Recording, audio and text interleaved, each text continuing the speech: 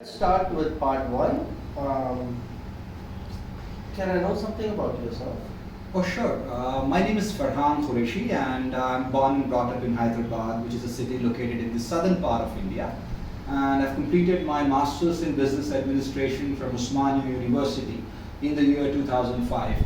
Post which I've been working with many multinational companies. I have an overall of 15 years of work experience. Currently, I'm managing my own educational institution, and I teach people on different test preps like IELTS, GRE, TOEFL, GMAT, SAT, and we also train people on communication skills.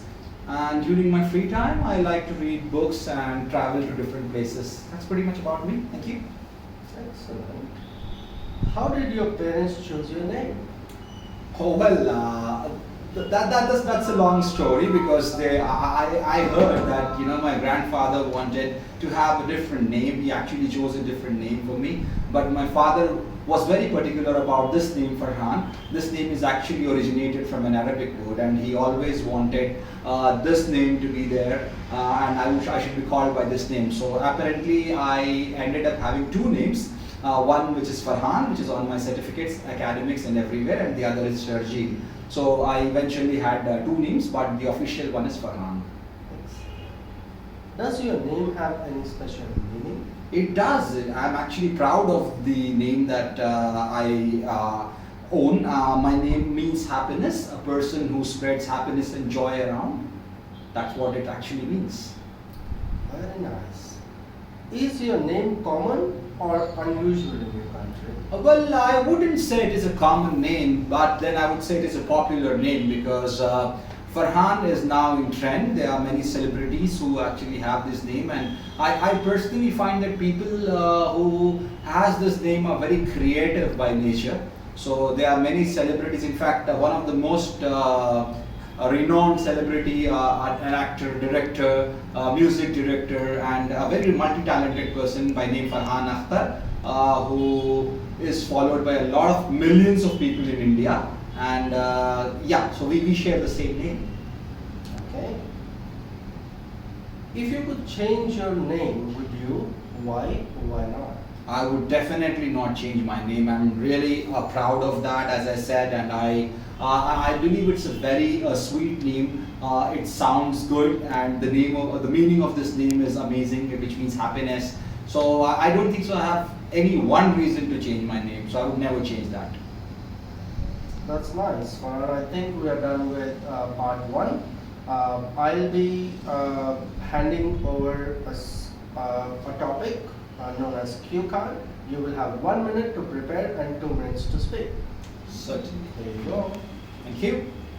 Well, if I have to talk about a television documentary that I watched and I found it particularly interesting, that would be a documentary by Mark Kenneth, and this is on National Geographic Channel. The story is about a jaguar, and he has captured the entire lifespan of the jaguar, right from the birth until till it gets actually matured. And this documentary was directed and articulated very well. It was an interesting series. It was divided into 7 episodes, and I watched this on a regular basis. And the best thing that I find about this is the way that the wildlife has been captured in this. It is not easy to capture the life of a wild animal like a jaguar, which is a very rare species. So in order to do that, Mark Kenneth had to spend about 7 years, 6 to 7 years in the forest,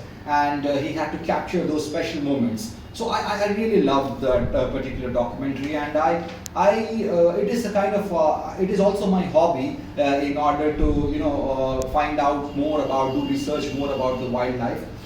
So that's one particular reason that I like that documentary. And what I learned during this documentary is that patience and perseverance is the key. It is not easy to achieve something without patience. So I salute the patience of this director, Mark Kenneth, who actually waited for so long and captured those special moments. Every now and then he faced a lot of hurdles while doing this. He was even tried to attack be attacked by the mother of this particular jaguar. And so those moments were captured, and I would say that it is very evident in that series that a person needs to be focused on his work and dedicated to his works, and if he's doing so, the end result would definitely be amazing. That's nice. I think we are done with part 2. We'll be moving to part 3. A couple of questions for you. What are the most popular kind of TV programs in your country? Well, there are many popular TV programs in my country. It depends on the set of audience who's watching it. I would talk about the reality shows these days, which are popular among both the young and the old generation. I don't know why they found it so interesting. Series like Big Boss in India and Big Brother in UK. So wherein all the celebrities live in the same house, and they have certain issues, because when people are staying together, they would end up having some arguments and things like that, and people find it very interesting and entertaining. So I think the TRPs for these particular series are very high. Okay. Do you think there are too many game shows on the TV nowadays? Well, yes, I would definitely agree to that. There are too many game shows.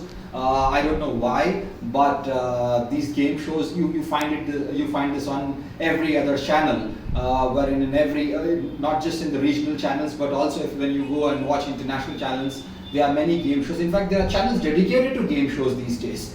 So I personally, they are not my favorite, but yes, I feel there are too many game shows.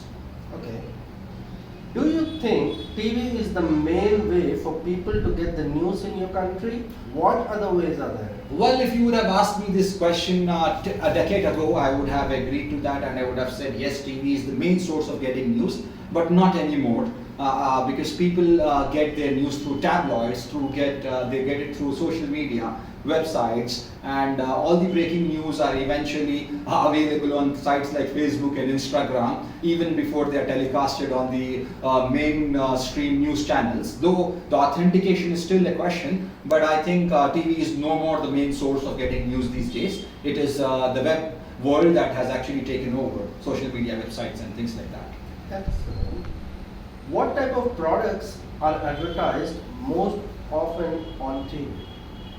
Well, there are many products like fast-moving consumer goods, and if you talk about automobiles, so these are the main products that are advertised a lot, because they want to reach to the masses so that they can see the increase in their sales. And I feel mainly the FMCG industry is more on the television websites, television advertisements. Got that. Do you think that people pay attention to adverts on TV? Why do you think that is? Well, I definitely feel that people pay attention to the adverts on the TV because the way that they are directed, the way they are presented is very entertaining, and also they spend a lot of money. They pay a lot of fact checks to the celebrities to endorse their products, and that is one of the main reasons that they gain a lot of attention, and it also affects the sales of the product. Excellent. How important are regulations on TV advertising?